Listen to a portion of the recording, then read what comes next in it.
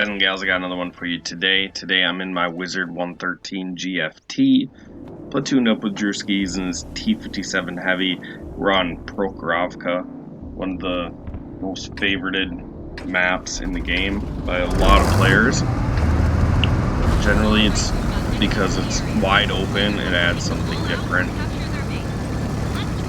And I'm sure it is #1 on the list for artillery players. For sure. Now, probably scouts as well, because there's a lot of assist damage to be had here, and probably not heavy tanks. But I digress about Prokrovka. Alright, so in my Wizard 113 GFT, generally snipers like to sit in the back. However, lately every time I play Prok, I like to just use this rock and see what I can do. So I try to get a shot into the VK 100-1 piece top cap, and my scout drives in front of me. That was kind of a chancy shot anyways that it's going to make it, but I did stay up on top of the ridge and risk getting shot to do it. So see a shit barn back there, and I shoot. I don't stay zoomed, so I'm not sure. I think it went to the left, and since he was driving to the right, I shot behind him. Maybe I didn't lead him enough. Their VK 100-1 goes down, their arty slaps me, and I just have to decide whether I want to fix my tank or not. And I got a large repair kit, which is 20,000 silver, and to hit anything at long range while my gun's broken is going to be pretty difficult. Now the 113 GFT doesn't get enough love in my opinion. It does have usable front armor, it's pretty mobile, it doesn't have the high alpha like other tier 10 tank destroyers. No idea where that shell went. Weak lower plate, weak sides, even like the side angles. Drewski gets taken out by a Death Star. And we missed the Fok.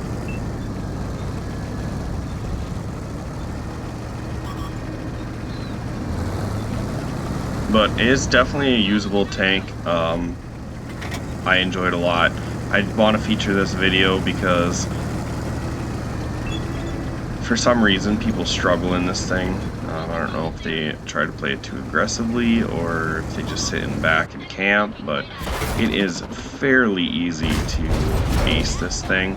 And it is the, last time I checked, the easiest 3 markable tier 10 tank destroyer. So as we try to load up a shell for the Fok, he gets destroyed, so we put a shell into the 257, and all their TDs are lit in the back row there. Now to me and my tank destroyers, if I'm sitting in the way back, you can have some huge high damage games, but generally your XP is lower because you're sharing all your XP with whoever's spotting the tanks for you. So I like to get on the front line, spot tanks myself, and try to get the damage in. And I also just,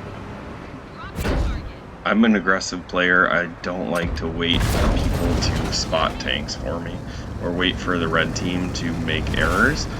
Even though that's kind of what I feel like TDs are generally made for in the game, is punishing people when they make mistakes.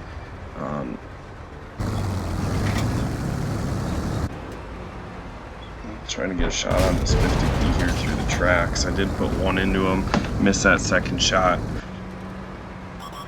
And I can't turn my side to a 50B. I can't turn my side to the 50B. He will absolutely wreck me if I do that. So playing this midridge to me is the most important part of Prokrovka. And then depending on how your team sets up is how aggressively you play it. Try to get another shot, and we missed the 50B. So RNG hasn't been on my side in this game, but alright, those of you that argue that the 9-0 line is the most important part, I will counter you with what do you do after you win the 8-9-0? Because generally every time my team does it, this is what I see what happens. So they have made a 4-man push over the bridge, and my shell dips and hits the IS-7's track. I'm going to put some HE in for this STB since he has got a good gun depression and he looks like a good player that is using that ridge line perfectly. Up, and I'm gonna slap an HE right into his head. Sorry, bud, you can't bounce that. That's gonna damage you every time. Alright, so we switch back to AP rounds.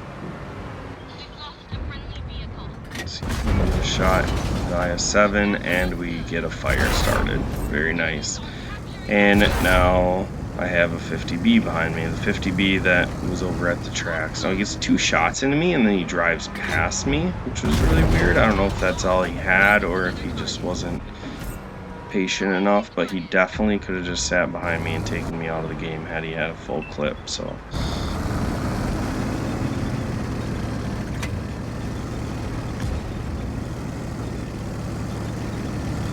this was a close match. And red team made a huge play over the AB line, but we had already taken the middle, so we were able to just turn around, stay safe in the terrain, poke up, shoot them as we needed to, and they're out in the open because that's what happens on Prok. I wanted to feature this game not only because I get an ace tanker, and it's not that impressive in an ace tanker. Allows me to talk about, I guess, how the ease of this tank as far as getting an ace tanker or marks of excellence in this thing. However, I also wanted to feature it, talk about Prok a little bit, and I really haven't spent much time doing that, and there's only 1 red tank left. But the most annoying thing about Prok, in my opinion, is when you're in the south, H0. Generally, those people that sit in H0 don't do much for the team. They could at least poke up on the 0 line, and I know you expose yourself, but you push back the 0 line from shooting the field, and then see if we can get a shot here. Sure enough, we get a shot in, and then alternatively in the north, probably B9, B8, whatever, under the bridge. I feel like that bridge is not as effective as the south. I could be wrong. Anybody that sits under the bridge, I don't feel like is truly helping the team out. But I also understand that not everybody wants to get shot by arty or they don't want to get spotted. If your 6th sense goes off, you're essentially going to die. So that's really terrible for some people. Me, I like to be aggressive, play the game to have fun, to get damage. So I'd push up to that little rock. I use that. Generally, after the first arty shell hits, you can kind of tell where arty's sitting, so you're able to maneuver the rock in between you and the artillery. And if he kills me, he kills me. I'll quit babbling, guys. Hope you enjoyed. Make sure you like, share, subscribe, and I'll catch you in the next video.